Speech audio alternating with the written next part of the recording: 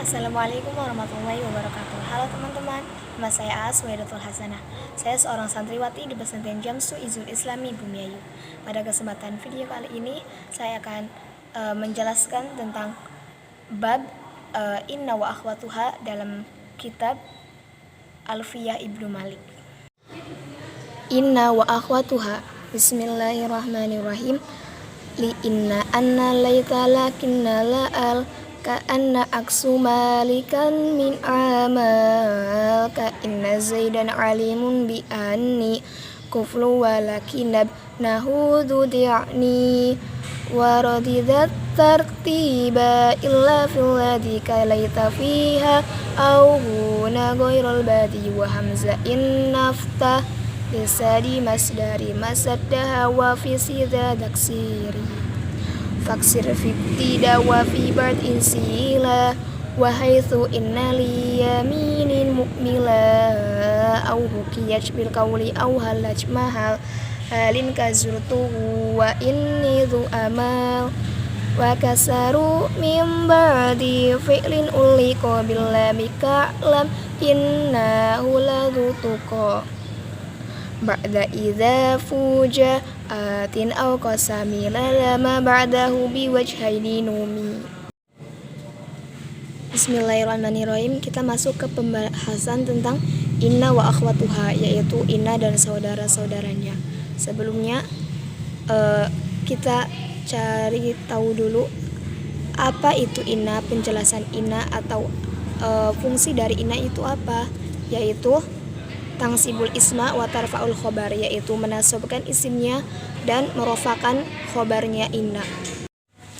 Contoh dari inna atau anna yaitu inna zaidan qaimun, sesungguhnya Zaid itu berdiri. Nah, di sini inna memiliki makna lafad taukid atau pengukuhan bahwa sesungguhnya Zaid itu berdiri. Nah, inna yang di sini berarti bermakna taukid atau mengukuhkan. Lalu ada berapakah saudaranya inna? Nah, di dalam kitab Alfiyah karangan Ibnu Malik, huruf inna wa akhwatuha itu asalnya ada 6 huruf, tetapi Imam Sibawai menghitungnya sebanyak 5 huruf karena menggugurkan anna. Nah, si anna ini digugurkan sebab bentuk asalnya anna itu inna, jadi Imam Sibawai menggabungkan inna dan anna. Nah, yang pertama yaitu inna dan anna. Inna dan anna ini memiliki makna lafad taukid atau mengukuhkan. Contoh dari inna atau anna yaitu inna zaidan qaimun, sesungguhnya Zaid itu berdiri. Nah, di sini inna memiliki makna lafad taukid atau pengukuhan bahwa sesungguhnya Zaid itu berdiri. Nah, inna yang di sini berarti bermakna taukid atau mengukuhkan. Kemudian saudara inna yang kedua yaitu ka'anna. Ka'anna yang mempunyai makna lafad tashbih atau menyerupakan. Contohnya yaitu ka'anna zaidan qamarun. Di sini yang artinya Zaid itu seperti bulan. Nah, ka'anna ini mempunyai makna lafaz menyerupakan. Kan di sini Zaid diserupakan seperti bulan. Jadi ka'anna zaidan qamarun. Zaid itu seperti bulan. Kemudian saudara inna yang ketiga yaitu lakinna yang mempunyai makna lafaz istidrak. Apa itu istidrak? Istidrak yang berarti susulan. Contoh dari saudara lakinna yaitu ja'al qaumu walakinna zaidan mutaakhirun, yang artinya kaum itu telah datang tetapi Zaid belakangan.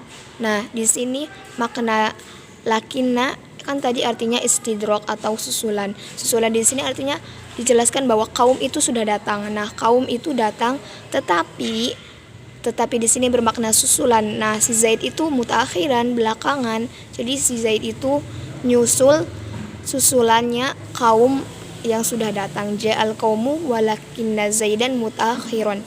Kaum itu telah datang tetapi Zaid belakangan. Jadi walakinna fungsinya lakinna di sini mempunyai makna lafaz istidrak atau susulan. Kemudian saudara inna yang keempat yaitu laita. Laita yang mempunyai makna lafaz tamanni. Apa itu tamanni? Tamanni yaitu mengharapkan sesuatu yang mustahil. Contohnya yaitu laita syababa ya'udu yauman, yang artinya andaikan masa muda itu dapat kembali lagi pada suatu hari nanti. Nah, di sini kan tadi sebelumnya dijelaskan bahwa laita itu memiliki makna tamanni, yaitu artinya mengharapkan sesuatu yang mustahil. Jelas di sini dicontohkan bahwa masa muda itu tidak mungkin kembali lagi, karena masa muda di dalam hidup kita itu terjadi hanya satu kali seumur hidup. Jadi laita di sini mempunyai arti tamanni. Laita syababa ya'udu yauman. Andaikan masa muda itu terjadi lagi suatu hari nanti. Dan laita nanti dijelaskan perbedaan laita dan la'alla. Jika laita adalah mengharapkan sesuatu yang mustahil, maka la'alla adalah kebalikan dari laita itu sendiri. Nah, dan yang terakhir saudaranya inna yaitu la'alla. La'alla yang mempunyai makna lafaz taroji. Nah, ini tuh kebalikannya dari laita tadi. Makna taroji ialah mengharapkan sesuatu yang mungkin terjadi. Contohnya yaitu la'alla habiba qadimun, yang artinya semoga kekasih itu datang. Nah, itu kan dalam artinya saja sudah dapat kita ketahui bahwa itu adalah sesuatu yang bisa saja terjadi. Berbeda dengan laita tadi adalah mengharapkan sesuatu yang mustahil, sedangkan la'alla adalah mengharapkan sesuatu yang mungkin saja terjadi. La'alla habibah qadimun.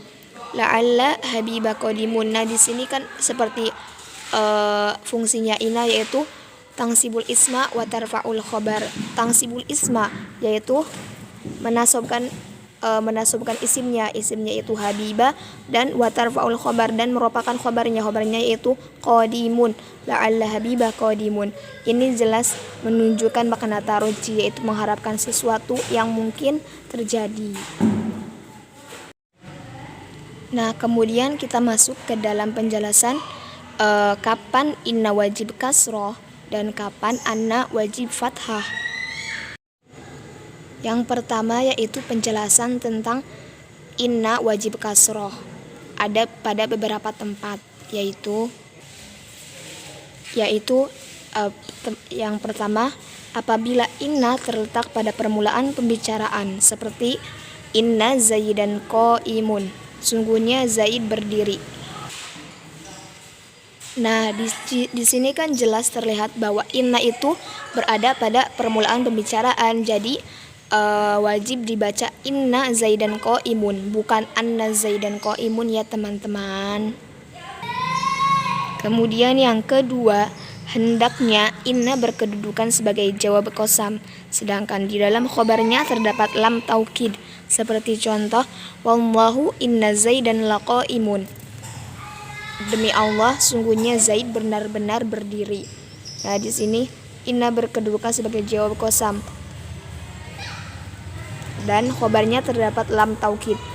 Di sini khobarnya yaitu laqaimun. Laqaimun di sini kan ada lam taukid. Jadi pada contoh ini inna wajib dibaca kasroh, inna zaidan, bukan anna zaidan. Kemudian syarat yang ketiga, hendaknya inna terletak pada permulaan silah.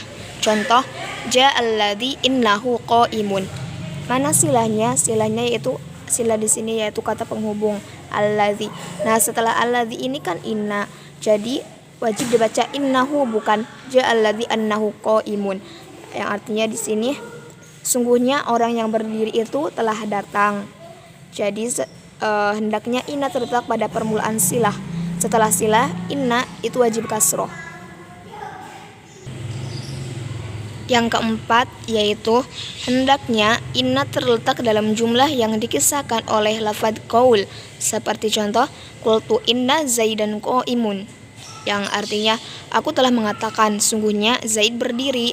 Nah, di sini kan terletak setelah qaul.